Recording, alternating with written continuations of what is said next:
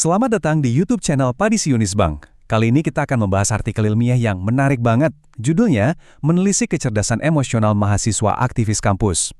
Anda pasti pernah kan lihat mahasiswa aktivis, sosok yang kelihatannya selalu vokal, percaya diri, dan siap memimpin di barisan paling depan. Tapi pernah nggak sih kita kepikiran, apa ya yang sebetulnya terjadi di balik topeng ketangguhan mereka itu? Ya, kita sering banget lihat mereka di atas panggung. Entah itu lagi rapat, orasi, atau memimpin diskusi. Kelihatannya sih mereka tangguh banget. Tapi coba deh kita berhenti sejenak dan bertanya. Di tengah semua tekanan itu, gimana sebetulnya mereka berdamai dengan emosi mereka sendiri? Apa sosok kuat yang kita lihat di depan publik itu sama dengan apa yang mereka rasakan waktu lagi sendirian? Nah, pertanyaan barusan itu ternyata bukan cuma sekedar iseng. Ada loh sebuah penelitian yang mencoba untuk terjun langsung dan mencari tahu jawabannya. Yuk kita lihat gimana para peneliti ini mencoba mengukur sesuatu yang seringkali nggak kelihatan oleh mata. Coba deh, kita bayangin sebentar jadi mereka.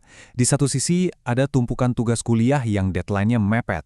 Di sisi lain, ada tanggung jawab di organisasi, belum lagi drama dan konflik internalnya, plus tekanan dari lingkungan sosial. Ini tuh benar-benar kayak berjalan di atas seutas tali, butuh keseimbangan mental yang luar biasa. Dan disinilah, kecerdasan emosional jadi penentunya. Oke, jadi gimana cara ngukurnya?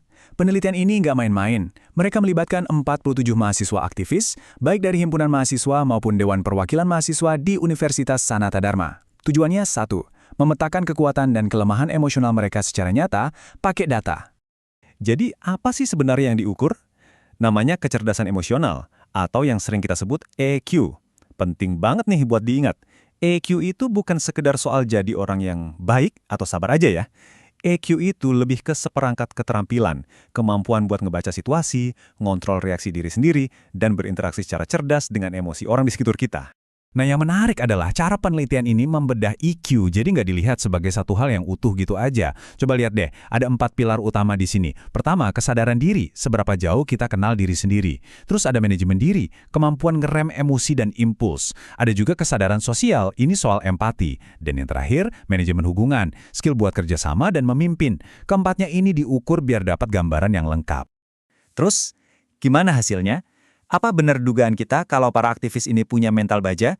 Jawabannya cukup mengejutkan. Coba lihat angka ini, 94%, bukan main-main loh. Sebanyak 94% dari mahasiswa aktivis di penelitian ini ternyata punya kecerdasan emosional di level tinggi sampai sangat tinggi. Angka ini gede banget. Sekarang yuk kita bedah lagi angka 94% tadi. Lihat di grafik ini, mayoritas 51% masuk kategori tinggi. Dan yang lebih keren lagi, 43% ada di level sangat tinggi. Artinya, ya hampir semuanya punya EQ yang solid. Cuma ada 6% sisanya yang ada di level sedang. Jadi, kalau dilihat sekilas, kesimpulannya kayaknya jelas banget ya.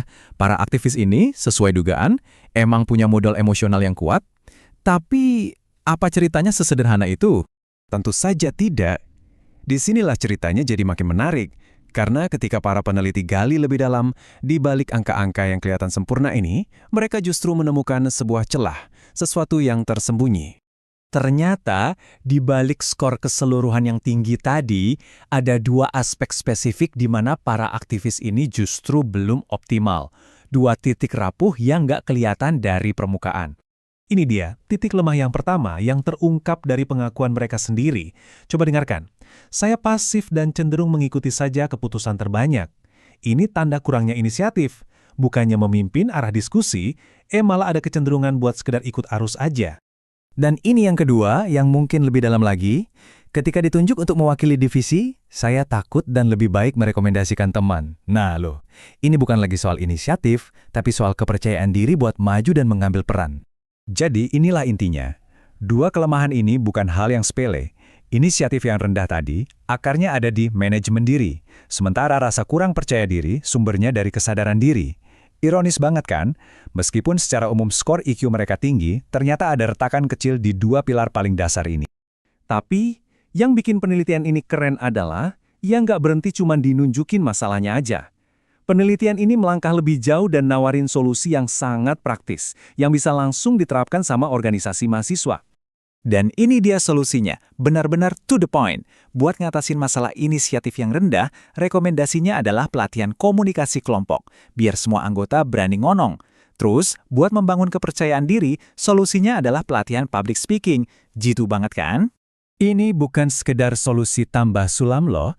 Rekomendasi ini sebenarnya ngasih semacam peta jalan buat organisasi mahasiswa biar bisa bantu anggotanya tumbuh, mengubah keraguan jadi keberanian, dan mengubah sikap pasif jadi inisiatif yang proaktif. Pada akhirnya, penelitian ini ngingetin kita satu hal yang penting banget. Kecerdasan emosional itu bukan takdir, tapi keterampilan. Sama kayak otot, dia bisa dilatih. Jadi, setelah ngeliat semua ini, pertanyaannya balik lagi ke diri kita masing-masing. Keterampilan emosional mana yang mau Anda latih hari ini?